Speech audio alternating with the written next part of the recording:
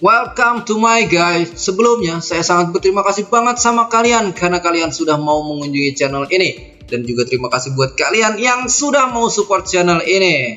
So, langsung aja kita mulai ceritanya.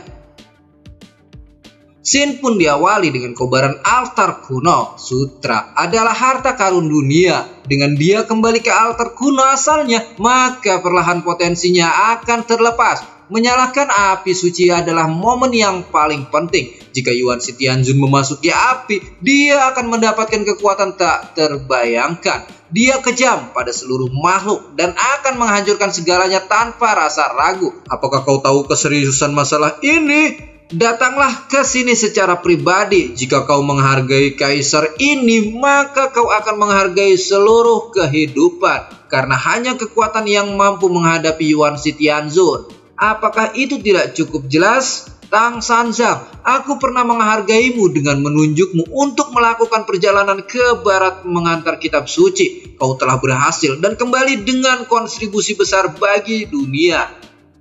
Jika sekarang kau ingin melarikan diri, aku tidak akan mengejarmu. Tapi jika kau ingin menghalangiku, aku akan memberikan kematian terburuk untukmu. Bailang mengatakan bahwa kaisar telah mengoceh seperti tadi. Guru Tang mengatakan, sudahlah, cukup dengarkan saja. Bailang mengatakan kaisar tampaknya serius. Dia itu pemimpin para dewa gelap, pasti sangat kuat. Guru Tang mengatakan bahwa Bailang salah. Biasanya tugas berat seperti pertarungan dan perang ditugaskan pada kelompok para dewa di bawahnya. Jika kau berurusan dengan para dewa itu baru akan lebih sulit. Di sini kaisar sudah sangat marah pada Tang Sanzang. Kaisar juga mengatakan bahwa waktunya hampir habis. Tak ada waktu bermain-main lagi dengan kalian. Lambang tajamnya hukuman dari dewa. Dan jebret!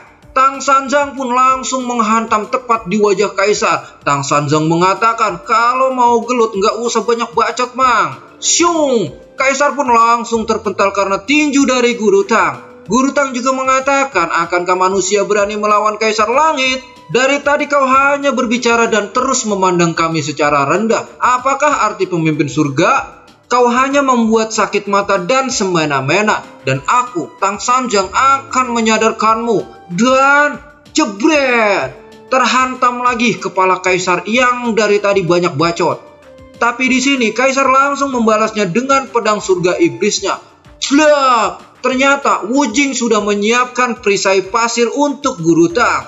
Dan kaisar pun langsung menghantamkan pedang tanpa bayangannya. Sring! Kaisar mengatakan walaupun teknik kerjasama mereka tidak buruk, tapi tidak sepadan sama sekali terhadapnya. Tiba-tiba Bailang berhasil memeluk kaisar dari belakang. Dan Bailang langsung mengeluarkan jiwa naga api kakak Shao. Push! Kaisar pun langsung terbakar dan dibawa keliling sama Bailang. Hingga akhirnya kaisar dilemparkan ke tanah sehingga tanah menjadi hancur. Bailang mengatakan baru saja menyerang, tapi ada dampak kekurangan oksigen yang membuatnya melelahkan. Dan terlihat di sini kaisar yang berdiri dengan tubuh yang gosong karena terbakarnya oleh jiwa naga api. Bailang merasakan bangga karena bisa membakar seluruh tubuh kaisar. Tapi kebanggaan itu tidak bertahan lama. Bailang langsung dicekik oleh kaisar dan ternyata di sini kaisar telah menghisap energi dari Bailang. Seperti yang waktu itu dilakukan oleh bintang Tiangang kepada Ause dan Arexo. Hingga Bailang kehabisan kekuatan dan sangat kelelahan. Di sini juga Bailang merasakan bahwa darahnya telah dihisap dan itu terus mengalir tanpa henti padanya. Kaisar mengatakan bahwa dia memiliki jiwa gelap terkuat, dapat langsung menyerap darah siapapun untuk meningkatkan kekuatan dan memulihkan diri. Siapapun yang menyentuhnya akan tersedot. Saat Bailang menguncinya, kaisar mendapatkan 30% darahnya dari Bailang. Wih, hebat banget nih coy, anjir. Pantas saja kekuatan Bailang jadi tidak maksimal. Dan seluruh luka bakar kaisar pun telah hilang. Kaisar mengatakan bahwa seluruh darah Bailang akan segera habis dan tubuhnya akan kembali pulih. Dan Tang Sanzang pun langsung menghantam kaisar dengan tinju mautnya dan Bailang pun terpental terlepas dari cengkraman kaisar. Guru Tang mengatakan bahwa serangan biasa tidak akan mempan padanya dan Guru Tang mencobanya lagi dengan serangan yang lebih keras. Dua! Saat mengenai satu kali, Guru Tang pun langsung mengeluarkan pukulan bertubi-tubinya. Tapi jangankan untuk terluka, kaisar pun bahkan tidak merasakan kesakitan dan malah tertawa bahagia. Saat Guru Tang mencoba untuk memukulnya dengan tangan kiri, kaisar dapat menghentikannya dan menangkap tangan Guru Tang. Kaisar mengatakan segala sesuatu di dunia pasti memiliki perbedaannya masing-masing. Semua memiliki hasrat, itu lumrah. Dewa dan manusia tidak bisa dibandingkan sama sekali. Kau berani memukulku dan kau harus membayar mahal. Kerak! Tangan Guru Tang telah dicengkram erat oleh kaisar. Kaisar juga di sini sudah memulai untuk menghisap darah dari Guru Tang. Tiba-tiba, sring! Shao Wujing datang menyelamatkan Guru Tang. Kaisar mengatakan bahwa jarak kekuatan kita terlalu jauh. Sedangkan Tang Sanjang di sini berpikir karena melawannya agak sulit, Kaisar sudah menyerap darahnya, membuat Guru Tang animea dan sedikit pusing. Kaisar mengatakan, katak di dasar sumur, apa baru sekarang menyadari perbedaan kekuatan kita terlalu besar? Kaisar juga mengatakan kepada Tang Sanjang, apakah Tang Sanjang menyesali ketidaktahuannya itu? Tang Sanjang mengatakan bahwa dia benar-benar salah perhitungan. Perbedaannya memang terlalu besar, tapi itu baru pemanasan. Kaisar pun langsung mengeluarkan ribuan pedang dan akan membunuh Guru Tang. Guru Tang pun terkejut karena pedang yang dikeluarkan oleh Kaisar terlalu banyak. Dan di sini Wujing langsung menggunakan kesatria pasirnya. Wujing mengatakan bahwa serangannya cukup kuat dan Wujing hanya bisa menahannya sebentar. Dan terlihat di sini beberapa pedang dari Kaisar pun menembus dinding yang sudah dibuat oleh Shao Wujing. Kini Guru Tang merasa repot karena kekuatan Kaisar benar-benar kuat. Dan Guru Tang memanggil Cupatkai, tapi Cupatkai juga di sini sangat sibuk melawan siluman ular. Dan Cupatkai pun langsung menghantam siluman ular tepat di dadanya. Dan menurut Mimin itu bukan memukul sih, tapi meremas-remas. Ya ampun, dasar babi tua anjir. Siluman ular mengatakan, hai babi, hati-hati dengan tanganmu. Dan Cupatkai juga mengatakan, hati-hati juga dengan ekormu. Dan di sini Cupatkai berhasil dililit oleh siluman ular. Sedangkan Susu di sini sedang bertarung dengan Bixi. Bixi mengatakan bahwa Tang Sanjang dan yang lainnya tidak akan menang. Dan Bixi mengajak Susu untuk ikut dengannya.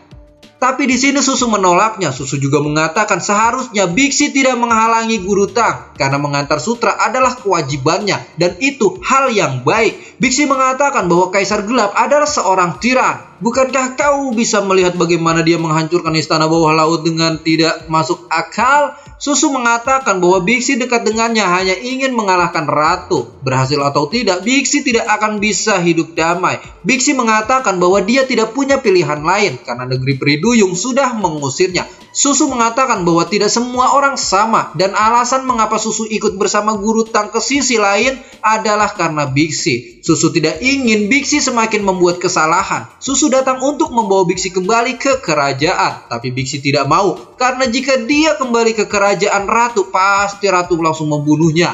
Tapi Susu mengatakan bahwa dirinya bisa meyakinkan ratu. Bixi bersikeras tidak mau karena jalannya sudah berbeda. Dan Bixi langsung menyerang ratu. Bixi mengatakan agar Susu lebih baik minggir dari hadapannya. Karena jika tidak, Bixi tidak akan segan untuk membunuh Susu. Dan Susu juga tidak punya pilihan. Susu harus mengalahkan Bixi dan membawanya kembali ke kerajaan. Dan di sini siluman laba-laba sedang bersembunyi karena jika ikut pertempuran maka sangat berbahaya. Korban api suci abadi terus meningkat, tetapi tampaknya butuh beberapa waktu sampai api itu mencapai wujudnya yang sesungguhnya.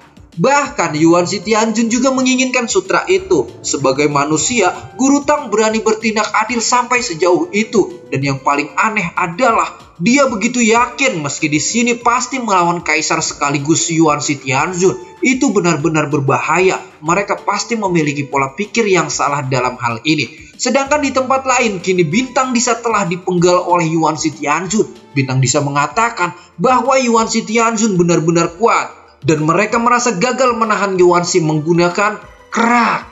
Kepala Bintang Disa hancur. Yuan Shi mengatakan dari para dewa yang telah diciptakan, beberapa dari mereka memang kuat.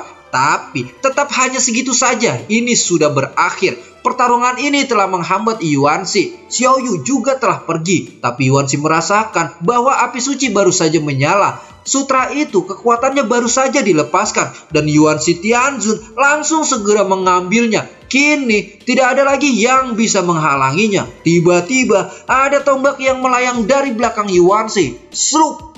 Tombak itu pun berhasil menembus tubuh Yuanzi. Siapakah yang melemparkan tombak itu?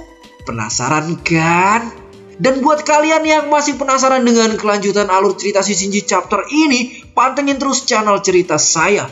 Jangan lupa buat pencet tombol subscribe dan aktifin loncengnya biar kalian gak ketinggalan keseruan dari cerita saya. Dan jangan lupa juga untuk tinggalkan like, karena dengan like kalian Mimin cerita saya akan lebih bersemangat menghadirkan tentang video si Shinji chapter ini. Mimin di sini pamit dan bye-bye.